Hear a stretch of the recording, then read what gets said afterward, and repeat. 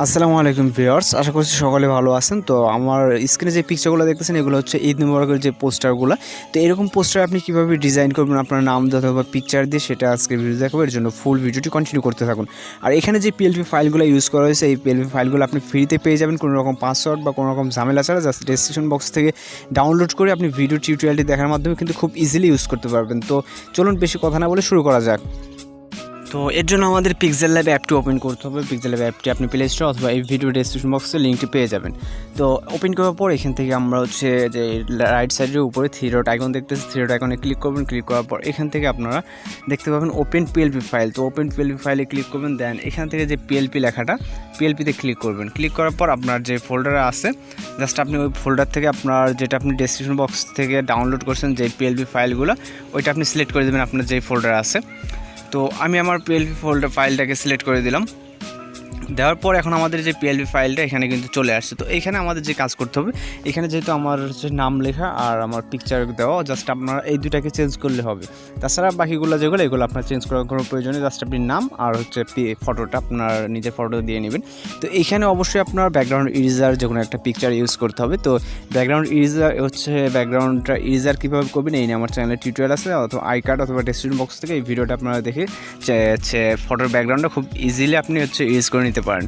তো এরপর আমরা এখন হচ্ছে আমাদের পিকচার অ্যাড করব। এর জন্য এখানে আমরা যে 3 নম্বর নিচে যে 3 নম্বর আইকন দেখতেছি, এখানে আইকনে ক্লিক করব, দেন হচ্ছে ইম্পোর্টে চলে যাব। তো ইম্পোর্টে যাওয়ার পর আপনার যেখানে ফাইলটা হচ্ছে ব্যাকগ্রাউন্ড ইরেজার করা আছে, জাস্ট ওইটা ক্লিক করবেন। তো এখানে আমাদের কিছু এক্সট্রা অংশ আছে, এতটুকু আমাদের দরকার নাই। তো এতটুকু আমরা ক্রপ করে নেব আমাদের যতটুকু প্রয়োজন। তো রাখার পর এখান থেকে আমরা ঠিক মারে ক্লিক করে দিব। তারপর এটাকে আমরা ছোটো করে নিব যতটুকু আমাদের লাগবে। তো আমাদের এতটুকু কি আরেকটু বড় হলেও হয়, তো আপনার সাইজ মোতাবেক করে নেবেন। নেওয়ার পর এখন আমাদের হচ্ছে ব্যাকগ্রাউন্ডে যদি একটা পিকচার আছে, তো এখন আমাদের হচ্ছে এটা আমাদের উপরে চলে আসছে, যে লেয়ারটা আছে এখানে লেয়ারের উপরে পিকচারটা আছে, যেটা হচ্ছে দেখতে ভালো লাগতেছে না, আমাদের লেয়ারের ব্যাকগ্রাউন্ডে দিতে হবে। এর জন্য আমরা এখান থেকে হচ্ছে উপরে লেয়ার অপশন দেখতে পারবো, উপরে লেয়ার অপশনে ক্লিক করব। ক্লিক করার পর এখান থেকে আমাদের এটাকে চাপ দিয়ে ধরে আমাদের যে পিকচারটা, এখানে আমার যে পিকচারটা আছে এই পিকচারের উপরে দিয়ে দিতে হবে। তো এখানে আমি যদি দেখি আমার পিকচারটা কোথায়, তো আমার পিকচারটা আছে এই পজিশনে। তো আমরা কী করবো, জাস্ট এখানে লেয়ার হচ্ছে ট্যাপ করে ধরবো, ধরার পর এখান থেকে আমরা নিচের দিকে নিয়ে আসবো স্ক্রলিং করে।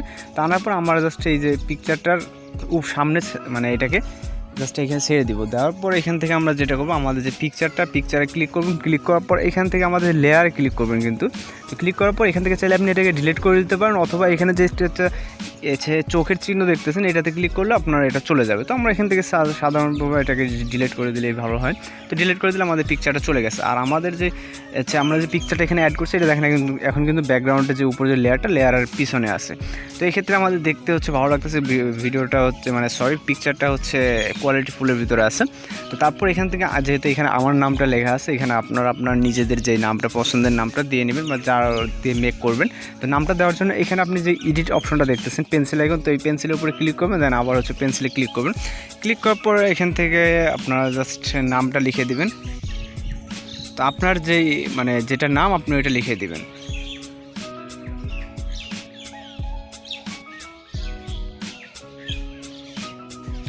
তো জাস্ট নামটা লিখে দেওয়া হয়ে গেলে আপনি এখান থেকে ঠিক মারে ক্লিক করে দেবেন। তো এইভাবে হচ্ছে এখন আমাদের নামটা লিখে গেছে। আমরা জাস্ট আবার হচ্ছে লেয়ারে ক্লিক করবো। লেয়ারে ক্লিক করলে আমাদের পিকচারটা কিন্তু আমরা এখন দেখতে পাচ্ছি সব কিছু হচ্ছে কমপ্লিট।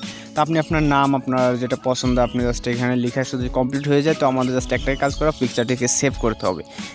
আর দ্বিতীয় যেই পিএলপি ফাইলটা আছে সেমভাবে আপনারা কিন্তু এইভাবে করে নিতে পারেন। পিকচারটাকে সেভ করার জন্য সেভ আইকনে ক্লিক করবেন, দেন এখান থেকে আপনারা প্রজেক্ট হিসাবে এটা রাখতে পারেন নেক্সট কোনো সময় এডিট করার জন্য।